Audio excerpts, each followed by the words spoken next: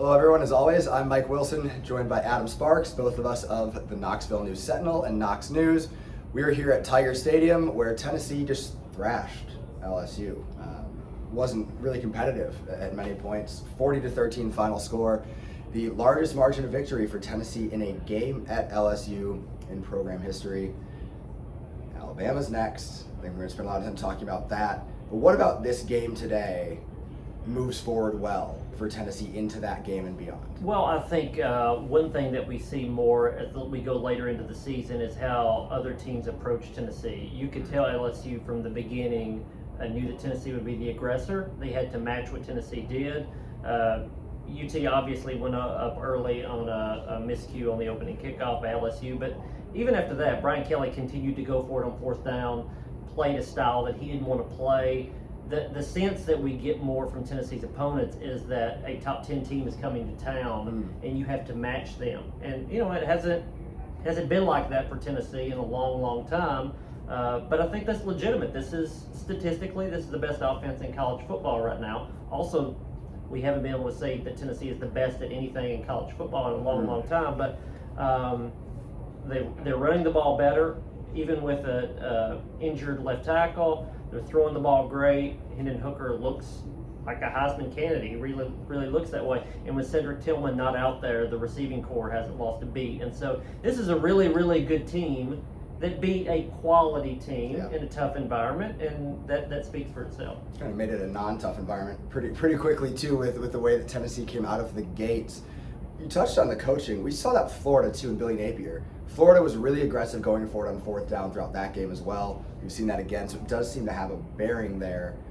Alabama, though, can Nick Saban be affected by the way that the Tennessee team approaches things? I mean, I think respect is probably the word that we're going to hear this next week. I think Nick Saban does respect this offense and what it can do. Now, will he change his approach because of that? That's a little harder to say. And I think Tennessee's probably going to have to make a decision with that too.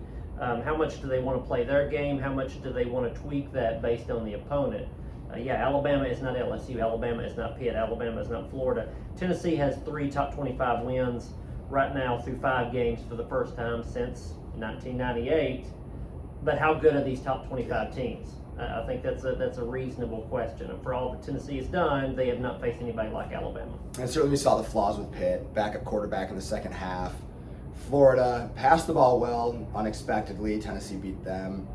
LSU, I think we saw just ineptitude at points, both some coaching decisions, some execution on the field, both of that. You don't see those same things with Alabama. Now here's the big question then. Can Tennessee beat Alabama next week at Neyland Stadium? There are the pieces on this team to beat Alabama. There's a style, I think, that can beat Alabama. And you really look at last year's game, and, I mean, Tennessee was down 1 score early in the fourth quarter. So you know there's a formula there to be in a game at the end with Alabama. The difference is this a Tennessee team that can go toe-to-toe for 3 quarters or toe-to-toe for 4 quarters? So far, what we've seen through 5 games, this team is that much better than last year's team. I think at some point you have to say, is Alabama better than last year? And there's a lot of those pieces that are going to come into play in this. Neyland will be really loud. We know that. And it'll be a test for Tennessee to see how these guys sort of react to this atmosphere, because they know at this point what's on the line.